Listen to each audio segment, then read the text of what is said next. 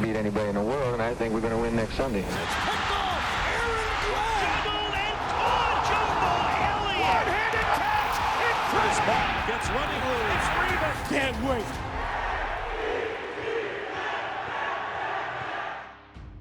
Joined here at the Indianapolis NFL Combine by senior NFL Insider Ian Rapoport. Rap, so great to see you. How you doing? What's going on? Are you happy to get out of the blizzard back east?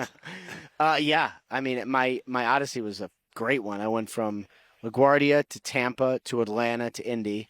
I landed 1:30 in the morning on Sunday and was so happy to be here. Now, like, is my wife and family thrilled that I'm not there? I don't know. Maybe not the greatest, but got to do the job and had to be here where it's all happening, you know? Yeah, I know. We're thinking of everybody back east, especially our families. No doubt about that. Sure. Let's pretend. All right. Aaron Glenn talked to the media here in Indianapolis today. No surprise, I don't think, when he said that he's going to take over defensive play calling duties. Your thoughts? Yeah, I mean, I think that was right. That was the thing we thought. And, you know, it's interesting because there's been a couple different pivots in Aaron Glenn's offseason. You know, my sort of thought was that he was going to be more of like the CEO type head coach. But, you know, there is an argument to be made where you're the defensive guy. It is your stamp on this defense. Obviously, he's coming into a big year. Call plays and you have your fingerprints all over it, right? I mean, there's a, you know, reason the Jets hired him, and it's not because he was a former great Jet. It's because he's a really good leader and a really good defensive mind. And so, you know, this is an effort toward seeing that. And so, you know, I thought he articulated it well. I would think, you know, to me, it's a pretty good plan. Obviously, you got to do it. Right. You know, and then, you know, the way the offensive coordinator situation kind of transpired, it was interesting because there were some twists and turns there too, but, you know, ended up with Frank, who is as good a, you know, offensive mind. I mean, really, like I don't know, have you had a chance to talk to him yet? I haven't talked to him. Yeah, he is a brilliant dude. Yeah. You will, if you really get him on some football topics, like the first time I met him, I remember his agent told me like 10 years ago, you need to go meet this guy. He was a quarterback's coach, I think, for the San Diego Chargers. And he ended up talking to me for 30 minutes about protections and why Phillip Rivers was the best at handling protections that he's ever seen, and giving me examples and explaining. And I was like, oh my God, Yeah. this guy might be a future head coach. He's awesome. You'll enjoy talking to him. He's great. Schematically, what do you expect from the Jets? We don't know. I'll get to quarterback here later, no. But when you mentioned Reich and all his previous experience and Aaron Glenn giving him the offensive controls now, what do you anticipate this looking like? You know, I would say, first of all, obviously it's going to depend on some personnel. And, you know, I think it's tough because, you know, you don't know what kind of quarterback it is. Like, I know, you know, what kind of system it's going to be, and then, you know, you put a running quarterback in and maybe it looks a little different. I think they're going to try to get the ball out of the quarterback's hands, keep it moving, time of possession, move the chains, fast, quick hitting. But, you know, I'd like to know who the Jets quarterback is going to be first. So can you shed some insight on that? What do you think, huh? You know, I mean, look, where the Jets are drafting, you know, considering that, you know, I don't know how, there probably is another first-round quarterback, but I don't know that it's going to be early. And I don't know that the Jets are going to, you know, it's not going to be Fernando Mendoza. I know that. So I don't know that the Jets are going to take one. So it might be a year where you sort of bridge the gap. And if that's what you want, or if that's what you have to do, there's some actually really good options this year. You know, there's Tua, there's Kyler, Geno Smith, who obviously fans are certainly familiar with. Yeah. You know, there's Malik Willis, who I think the upside there is really interesting. You know, I would say probably the most fascinating free agent quarterback that we've seen in a very long time. Kirk Cousins is going to make more. You know, when Cousins was a free agent coming out of Washington, he's going to make more than Malik Willis will. I have no idea what Malik Willis is going to be, and that really intrigues me because when he got to play, he looked excellent, poised, and just, you know, there's a lot to like. So I think that interests me. And then, you know, I think for Fields, you know, wouldn't be surprised if there's another opportunity out there for him. Yeah, and Darren Mougey addressed Fields today, saying that he's on the roster and the Jets are going to exhaust all options right now. Not, I mean, I assume, look into a possible trade. I mean, he's got some money due to him. I think it's 10 guaranteed. He's also a good guy. yeah. And so, keeping him is not the worst thing in the world. Having him compete, be a bad, like, there's a lot of different options.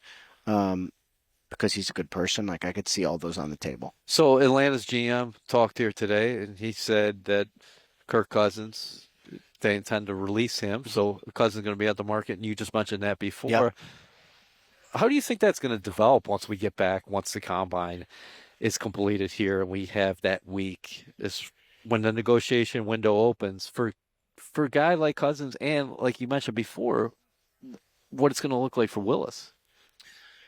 Well, I'm interested in the Cousins one because they basically have to release him. That's the way the contract was structured. And so, Atlanta's going to have some interest. I think Minnesota would probably have some interest. There was a couple times. I remember what year was it when he was a free agent? I thought he was signing with the Jets. Oh, that was Remember he took a visit, right? Yeah, well, that was prior to the year. Obviously, ended up in Minnesota, but it was. I think it was that. It was the year. Take a visit. It definitely talked with the Definitely Jets. talked. I can't remember. No, I think Minnesota was his first visit, but he was talking to the Jets Yes. too. If I remember that, that's right. Then ultimately, Jets end up with Sam Darnold, who way down the road ends up in Seattle.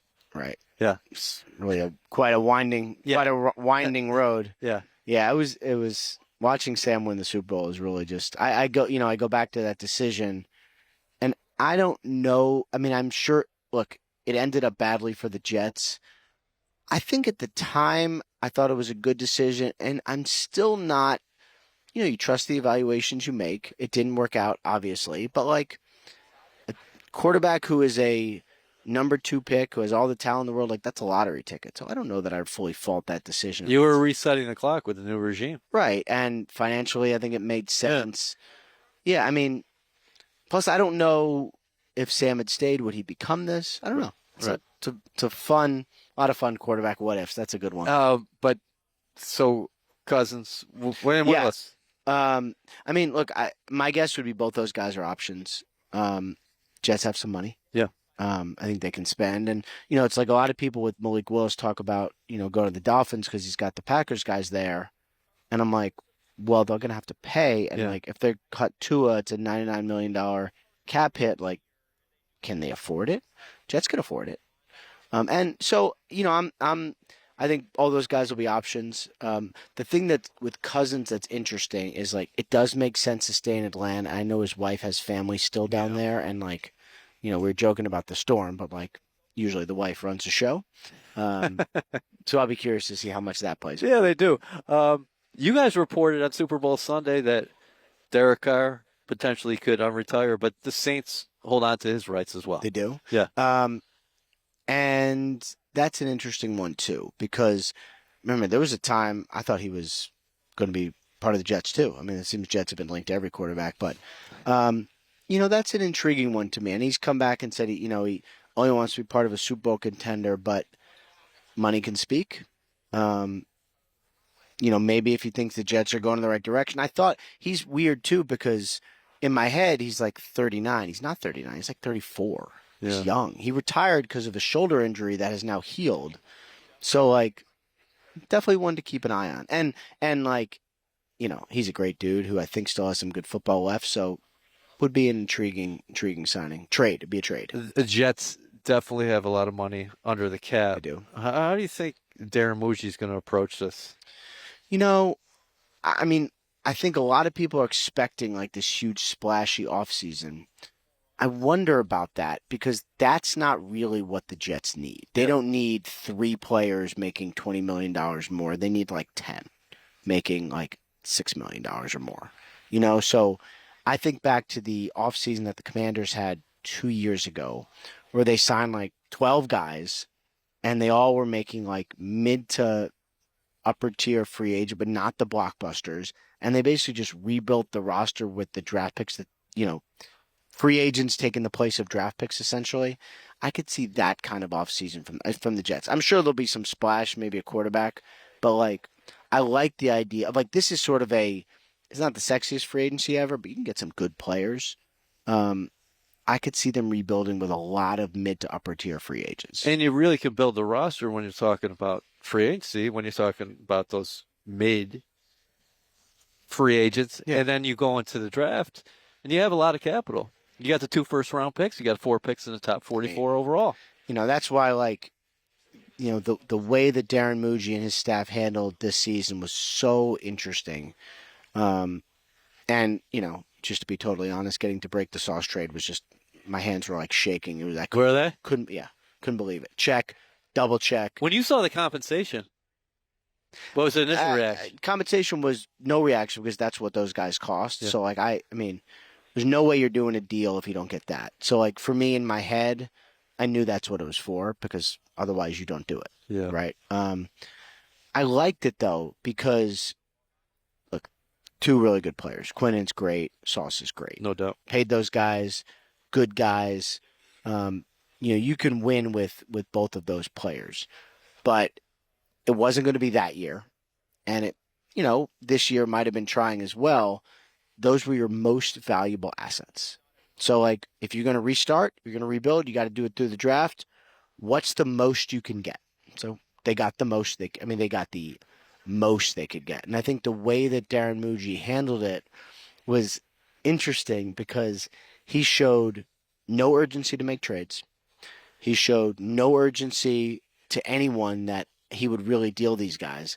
And so I think most of the league was convinced that he probably wouldn't deal. Sauce I didn't hear about till like right before, but Quinnen I knew about. Yeah. And most people were like, I don't think he's going to trade him. He's got to get a 1+. And I think for a great player, you got to get 2 1s. And it's like, I don't think he's going to deal it. And so it's almost like he convinced the league of how expensive it would be. And then somebody was like, yeah, rather than him shopping him, being out there, really stayed incredibly quiet and stoic and disciplined and waited for the market to come to him. And then, that was the biggest trade deadline day I can remember. Yeah. Well, we're going to be following you as we always do throughout free agency. And the next time, hopefully we can catch up with you is in Arizona when it's a little bit warmer. And that would be nice. That'll mean we're through this whole period, and that'll be really great. Good seeing you, buddy. Thank you, man.